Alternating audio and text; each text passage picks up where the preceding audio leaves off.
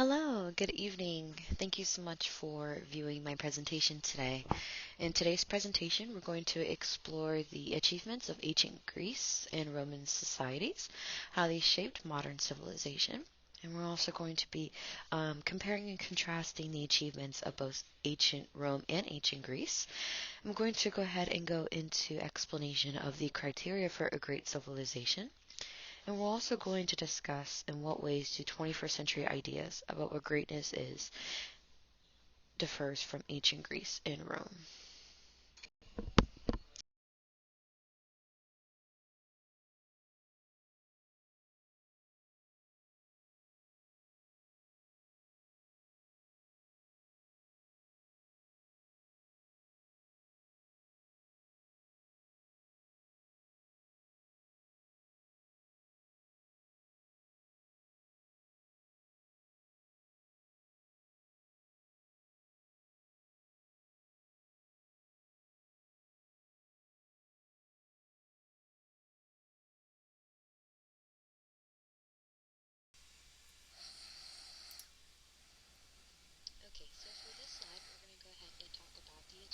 Okay, so for this slide, we're going to go ahead and talk about the achievements of ancient Greek in society. The first thing that I would like to go into is philosophy and democracy. So Athens in Greece was often regarded as a birthplace of democracy. And also Greece produced philosophers like Socrates, Plato, and Aristotle, who laid the foundations for Western philosophy. We also have art and architecture. Greeks built iconic structures like the Parthenon while um, also making great artistic expressions and continuing to inspire and captivate the world. Also, something that's not really touched on in ancient Greek achievements are the Olympic glory. Athletic prowess was celebrated in ancient Greece through the Olympic Games, fostering a sense of unity and healthy competition among city-states.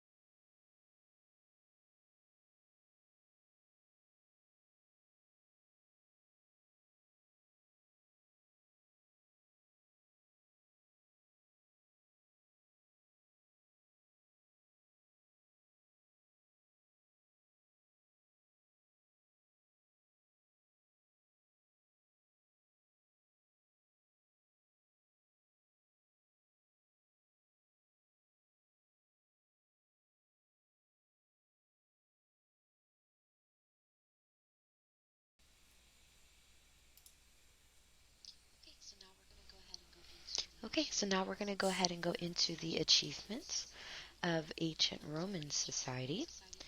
So for ancient Roman society, we're going to go first into government and law.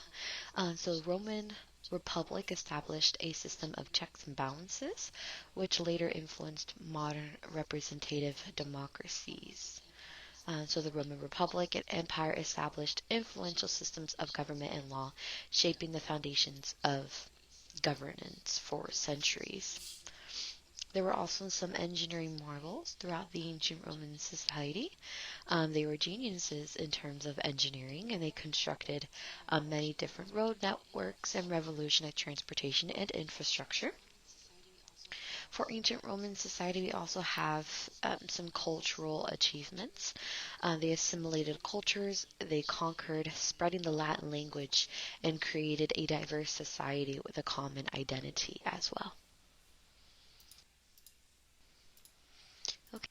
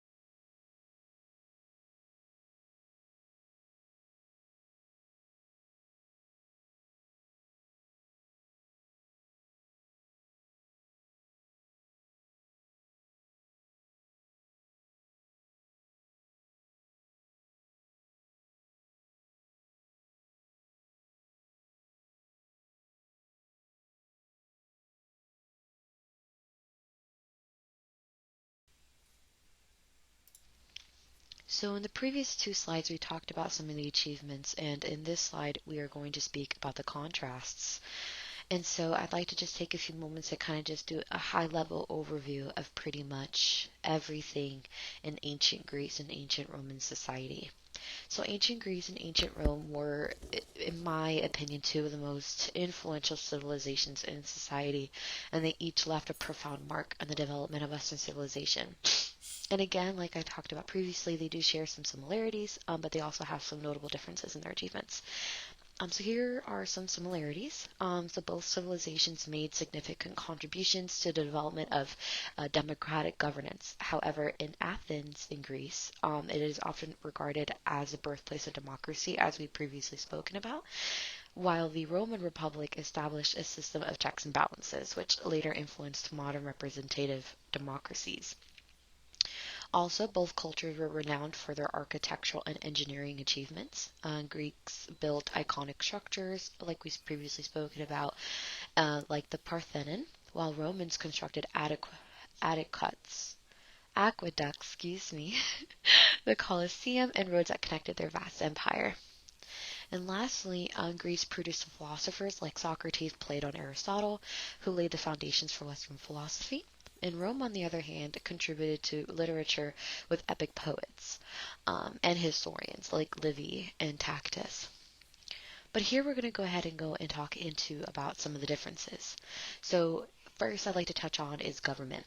Greece consisted of independent city-states with varying forms of government, including democracy, which is located in Athens, oligarchy, which was in Sparta, and monarchy. Rome, however, evolved from a monarchy to a republic and then later into an empire with emperors.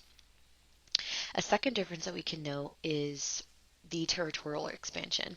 Rome was greatly known for its extensive territorial expansion, eventually controlling a vast empire spanning three continents, which was crazy in and of itself. Greece's influence was more cultural. It wasn't really about territorial expansion, but more about spreading culture. They spread that culture through its art, through philosophy, and the conquests of Alexander the Great as well. And then the third difference that I'd like to note is legacy. While the Greek legacy primarily lies in the cultural aspect, in the intellectual and artistic achievements, so in that we have philosophy, literature, and art, which significantly shaped Western thought and culture. But on the other side, Rome's legacy included more of a legal standpoint, so legal and administrative systems. Of course, we had previously spoken about their engineering marvels, and of course, one of the biggest things that we see nowadays, especially in medicine, which is the spread of Latin, which influenced many modern languages. We see Latin a lot in medical terminology. We break down each words and break it down in the form of Latin. So I would definitely say that Rome was pretty much very significant in terms of our modern medical terminology terms. So, just to kind of sum up the similarities and the differences, both ancient Greek and Rome, they made many different contributions to our human civilization. I would definitely say that Greece focused more on the intellectual and artistic pursuits, while Rome kind of excelled in governance, engineering, and their territorial expansion. Of course, both of their legacies continue to shape the modern world in various ways. We spoke about how Rome's legacy with the spread of Latin has helped us in medicine, while Greece has given us philosophy and art and culture.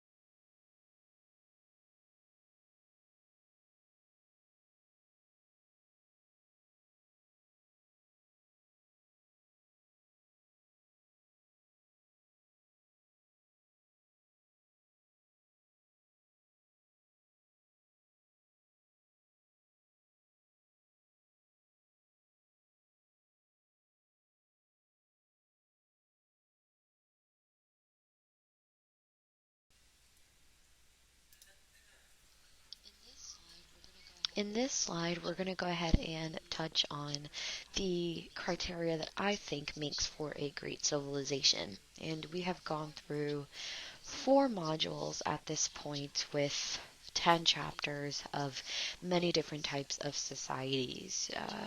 The ones I'm going to be touching on today in this presentation, or have touched on already, is the Greek and Roman societies. But we've also talked about China, we've talked about Indian society, in pretty much the earliest human societies as well, and how we developed across time. However, I've noticed some noticeable criteria for what makes a great civilization. I think that we can all agree that we have seen really great societies, and we've also seen some really bad ones. So here on the screen, I just have 4 high-level overview of some criteria, but I will be going a little bit more into depth. I just don't like to put too much information on my PowerPoint. I feel like it's a little bit too much, but here are my main 4 that I think are the best ones. But I'm going to go ahead and touch on a couple through voice that I think really make a great criteria for a great civilization. So, for me, a great civilization is a combination of many different things. The whole person includes things such as culture and economy, political, technology, and pretty much all these achievements combined together make a great society. So one of the very first things is advanced technological advancements. Great civilization exhibits innovation and technological advancement in areas such as engineering and medicine and transportation. Technological breakthroughs can improve the quality of life and often lead into further discoveries. The next one I would say is complex societal structure. So, well organized and complex societal structure that accommodates diverse roles and responsibilities is a hallmark of a great civilization. This includes a legal system, social hierarchies, and systems for resource distribution. Next for me would be cultural and artistic achievements. So great civilizations produce profound cultural and artistic expressions, of course including literature, philosophy, art, music, architecture, etc. And these creations reflect the depth of intellectual and creative accomplishments. Next for me would be economic prosperity. So definitely something that we can all probably attribute to is that we all need economic stability in our lives. So economic stability and prosperity are vital for any civilization. A strong economy based on trade, agriculture, or industry provides resources for growth and development. Next, for me, would be political stability and governance. So, effective governance and political stability contribute to a civilization's longevity. A great civilization has established systems of governance, whether through monarchies, republics, or other forms of administration, can ensure order and justice. Next for me would be infrastructure and urban planning. Well-designed cities and infrastructure are key criteria. The construction of roads, buildings, and other public works indicates a civilization's ability to manage resources and support its population. Next for me, which is probably one of my most loved points, is scientific and educational advancements. A great civilization values education and scientific inquiry. The pursuit of knowledge, leading to discoveries and innovations, is crucial for progress. Of course, one of our many things is military strength and defense, which for many can be one of the best points, while not one of the sole criterion, but is very important. Military strength and the ability to protect a civilization's borders and interests are important for long-term survival. Of course, we want to exchange, so cultural exchange and influence. A great civilization often influences and is influenced by neighboring societies, contributing to the exchange of ideas and values and practices. So these would be my criteria for a great civilization.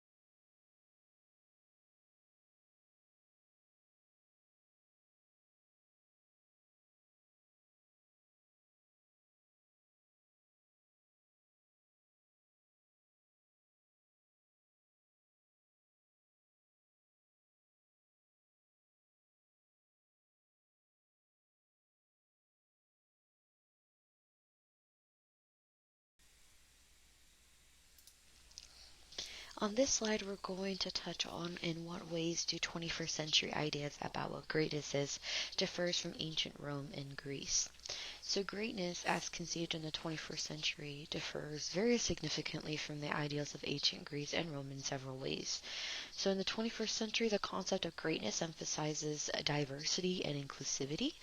Modern societies recognize the importance of equality and social justice, striving to celebrate and empower individuals from various backgrounds, genders, ethnicities, and orientations. This differs a lot from the ancient world where hierarchical structures and exclusionary practices were prevalent. The 21st century is marked by a globalized world where information, ideas, and cultures flow across borders. Greatness is often associated with global impact and cooperation, whereas ancient Greece and Rome were more regionally focused and defined greatness within their respective city-states or empires. Greatness today is closely linked to the technological advancement and innovation. In the modern era, societies admire those who push the boundaries of science and technology, fostering rapid response. In contrast, while ancient civilizations had their own technological advancements, the pace and nature of innovation were different.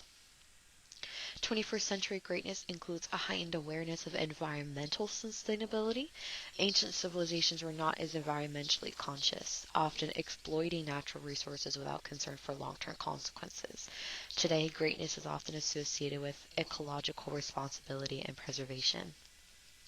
So in summary, 21st century notions of greatness have evolved to, encompass concepts of equality, diversity, global interconnectedness, technology, environmental stability, etc., which distinguish them from the ideals of ancient Greece and Rome. The changing landscape of the world and the ongoing evolution of human society have shaped these contemporary ideals of greatness.